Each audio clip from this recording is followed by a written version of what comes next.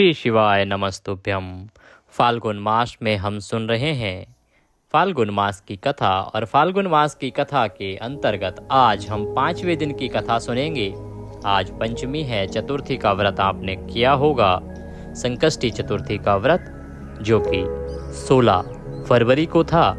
आज हम सुनेंगे 5वें दिन की कथा, और 5वें दिन की कथा में हम आगे का वृतांत सुनाएंगे कि जब ब्रह्मदेव और विष्णु भगवान का युद्ध बहुत ही विकराल रूप धारण करने लगा और दोनों परस्पर एक दूसरे पर शक्तियों का प्रहार करने लगे, तो सभी देवता घबरा गए और वो घबरा कर भगवान शंकर के पास पहुंचे। भगवान शंकर के पास जाकर उन्होंने निवेदन किया और सारा वृतांत कहा। यहाँ से आगे की कथा अब हम आरंभ करेंगे। भगवान शंकर की कृपा से आपके घर में दुखों का अंत करने के लिए और परिवार में सभी के अच्छी स्वास्थ्य के लिए कमेंट बॉक्स में अवश्य लिखें जय शिव शंकर या ओम नमः शिवाय। भगवान शंकर अवश्य ही कृपा करेंगे और आपके घर में सभी का स्वास्थ्य अच्छा रहेगा, दीर्घायु होंगे। आइए आज की कथा आरंभ करते हैं। वीडियो अगर थोड़ा सा भी अच्छा लगे, उपयोगी लगे तो उसे लाइक अवश्य कीजिएगा। ये जो कथाएं हैं ये भगवान की कथाएं हैं, ये जो पुराणों में वर्णित है हम वहीं से आपके लिए लेके आते हैं, तो आप कृपया एक बार लाइक अवश्य कर दीजिएगा। महादेव देवताओं को देखकर बोले, पुत्रों, मैं जानता हूँ कि तुम ब्रह्मा और विष्णु के परस्पर युद्ध से बहुत दुखी हो। तुम डरो मत, मैं अपने गणों के साथ तुम्हारे साथ चलता हूँ। तब भगवान शिव अपने गणों में नंदी पर आरूढ़ हो देवताओं सहित युद्ध स्थल की ओर चल दिए। वहां छिपकर वे ब्रह्मा और विष्णु के बीच हो रहे घमासान युद्ध को देखने लगे। उन्हें जब यह ज्ञात हुआ कि वे दोनों एक दूसरे को मारने की इच्छा से महेश्वर और पाशुपात अस्त्रों का प्रयोग करने जा रहे हैं, तो वे युद्ध को शांत करने के लिए महाअग्नि के तुल्य एक स्तंभ के रूप में ब्रह्मा और विष्णु के मध्य में खड़े हो गए। महाअग्नि के प्रकट होते ही दोनों के अस्त्र स्वयं ही शांत हो गए। अस्त्रों को शांत होते देखकर ब्रह्मा और विष्णु दोनों कहने लगे कि इस अग्नि स्वरूप स्तंभ के बारे में हमें जानकारी करनी चाहिए। ये कौन है? दोनों ने उसकी परीक्षा लेने का निर्णय लिया। भगवान विष्णु ने शूकर रूप धारण किया और उसको देखने के लिए नीचे धरती में चल दिए। वहीं ब्रह्मा जी हंस का रूप धारण करके ऊपर की ओर चल दिए। पाताल में बहुत नीचे जाने पर भी विष्णु जी को स्तंभ का अंत नहीं मिला, अतः वे वापस चले आए। ब्रह्मा जी ऊपर की ओर गए तो वो बहुत ऊपर की ओर चलते चले गए, लेकिन उस स्तंभ का कोई अंत नहीं दिखाई दिया। तो वहां पर केतकी का पुष्प मिला।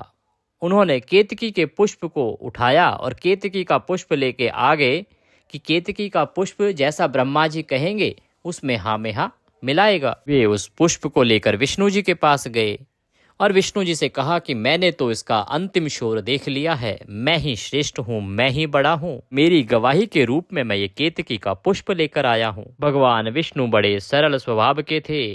वे ब्रह्मा जी के चरणों में पड़ गए, उनको प्रणाम किया और कहने लगे कि मुझे क्षमा कर दें, आप ही बड़े हैं, आप ही पिता हैं। परंतु ब्रह्मा जी के इस छल को देखकर भगवान शिव से ना रहा गया।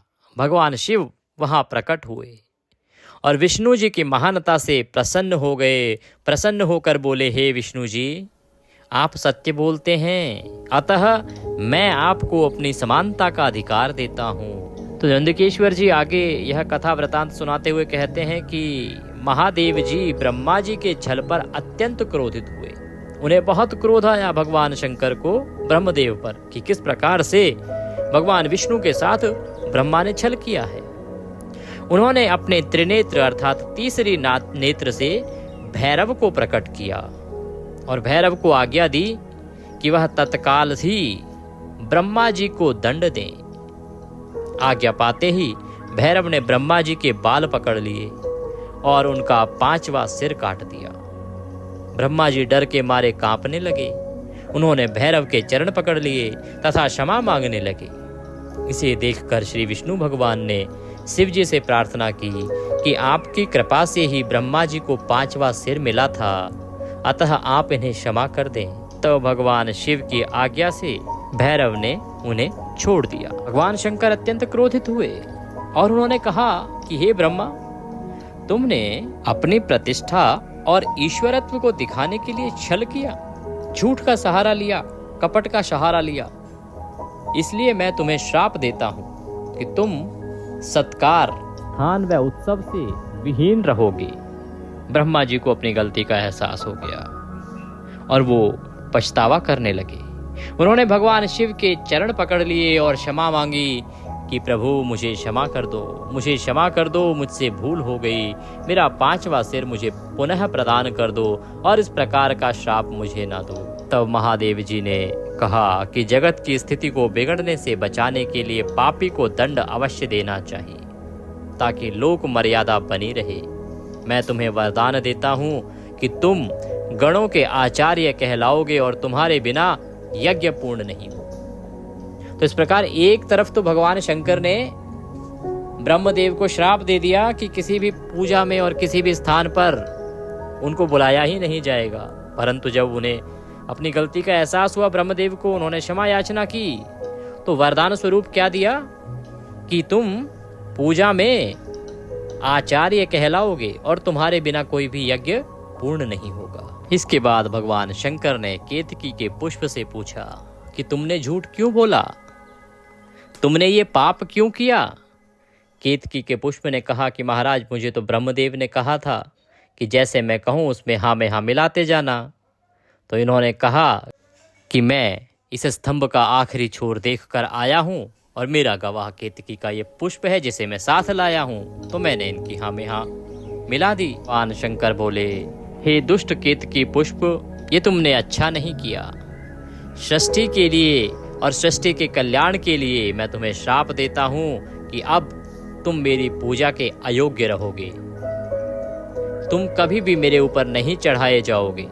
तब केतकी पुष्प बहुत दुखी हुआ और भगवान शंकर के चरणों में गिर गया। भगवान शंकर के चरणों में गिर के क्षमा याचने करने लगा कि हे प्रभु मुझे क्षमा कर दीजिए।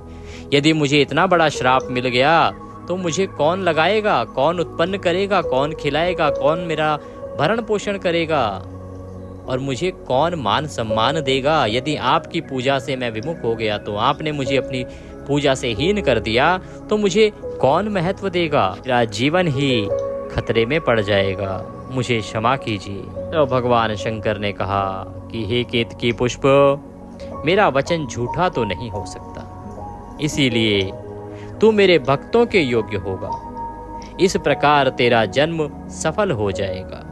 तभी से केतकी का पुष्प भगवान को तो नहीं अर्पित होता, लेकिन भक्तों के सदा योग्य माना गया है। तो नंदिकेश्वर जी कहते हैं कि ब्रह्मा और विष्णु भगवान शिव को प्रणाम करके चुपचाप उनके दाएं तथा बाएं भाग में खड़े हो गए और उन्होंने पूजनीय महादेव जी को श्रेष्ठ आसन पर बैठाकर पवित्र वस्तुओं से उनका पूजन किया।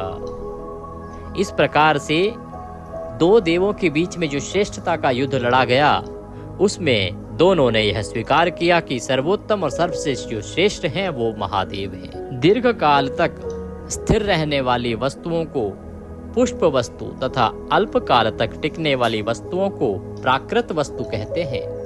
हार, नुपुर, कियरू, किरीट, मणिमय कुंडल और यज्ञोपवीत, उत्तरीय वस्त्र, पुष्पमाला, रेशमी वस्त्र, हार, मुद्रिका, पुष्प, तांबूल, कपूर, चंदन एवं अगरू का अनुलेप, धूप, दीप, श्वेत छत्र, व्यंजन, ध्वजा, चंवर तथा अनेक दिव्य उपहारों द्वारा जिनका वैभव वाणी और मन की पहुंच से परे था, जो केवल परमात्मा के योग्य थे, उनसे ब्रह्मा और विष्णु ने अपने स्वामी महेश्वर का पूजन किया, महादेव जी का पूजन किया।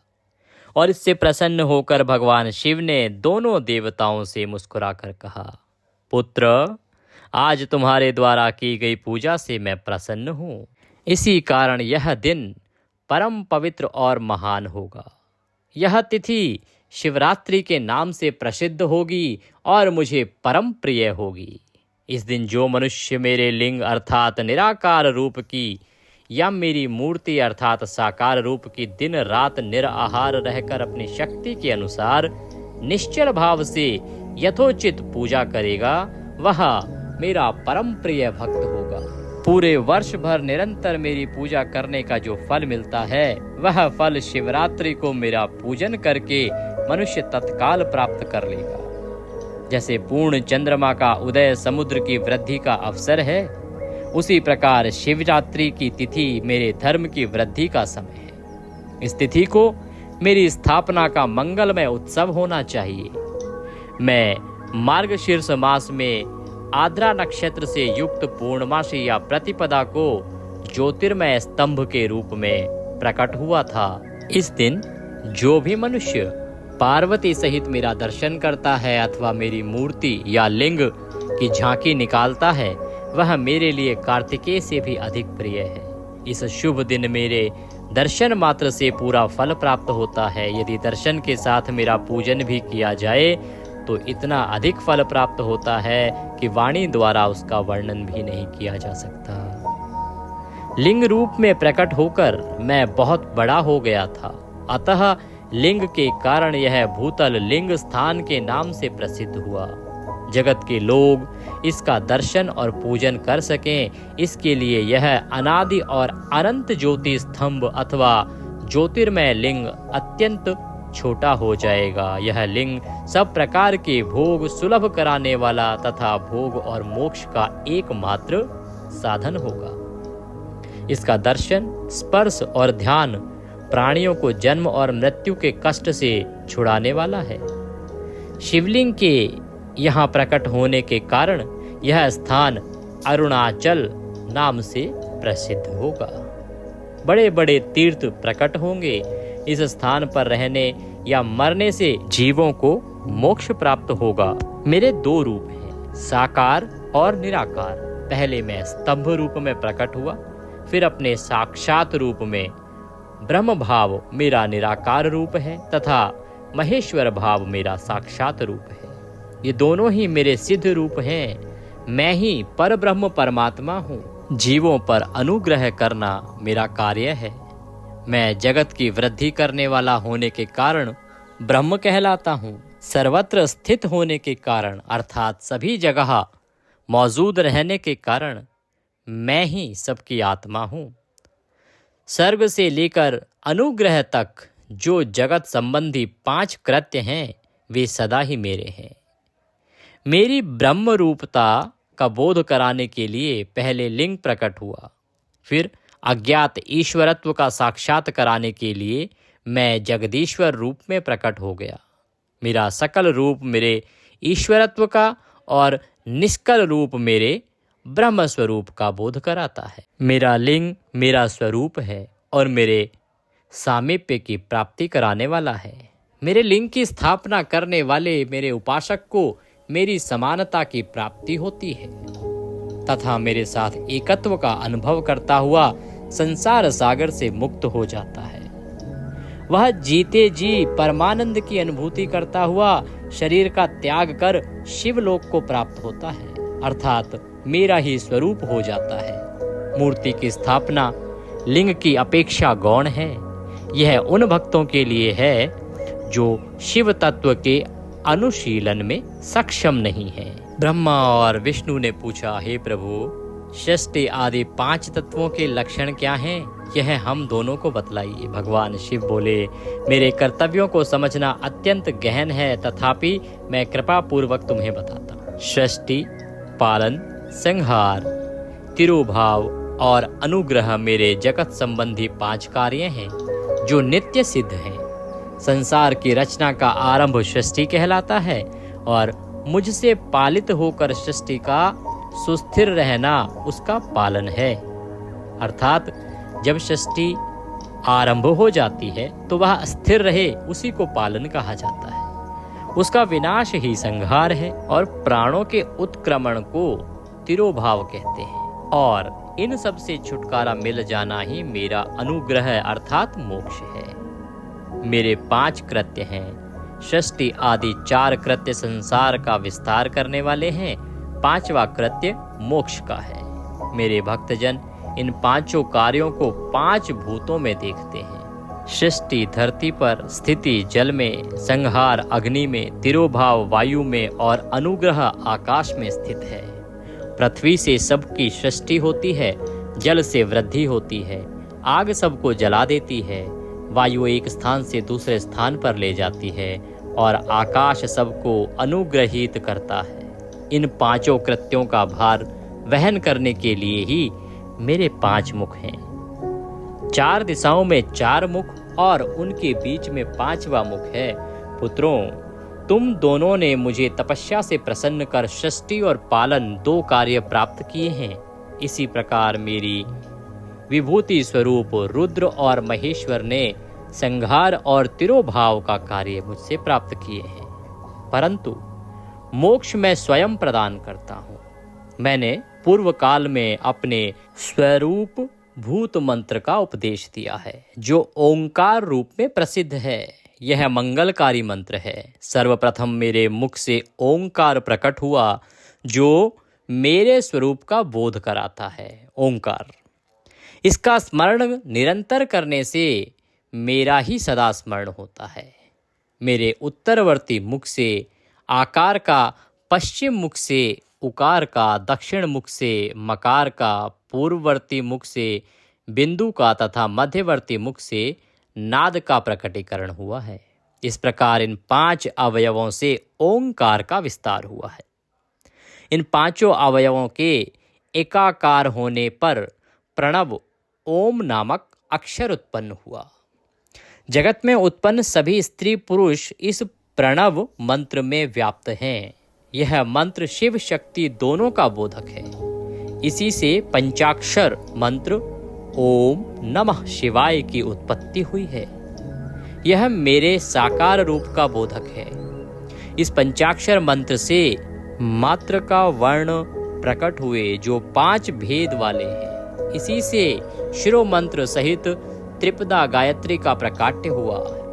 इस गायत्री से संपूर्ण वेद प्रकट हुए और उन वेदों से करोड़ों मंत्र निकले। उन मंत्रों से विभिन्न कार्यों की सिद्धि होती है। इस पंचाक्षर प्रणव मंत्र से सभी मनोरथ पूर्ण होते हैं। इस मंत्र से भोग और मोक्ष दोनों प्राप्त होते हैं। नंदकेश्वर कहते हैं कि जब दंबा, उमा, गौरी, पार्वती के साथ बैठे महादेव ने उत्तरवर्ती मुख बैठे ब्रह्मा और विष्णु को पर्दा करने वाले वस्त्र से आच्छादित कर उनके मस्तक पर अपना हाथ रखकर धीरे धीरे उच्चारण कर उन्हें उत्तम मंत्र का उपदेश दिया।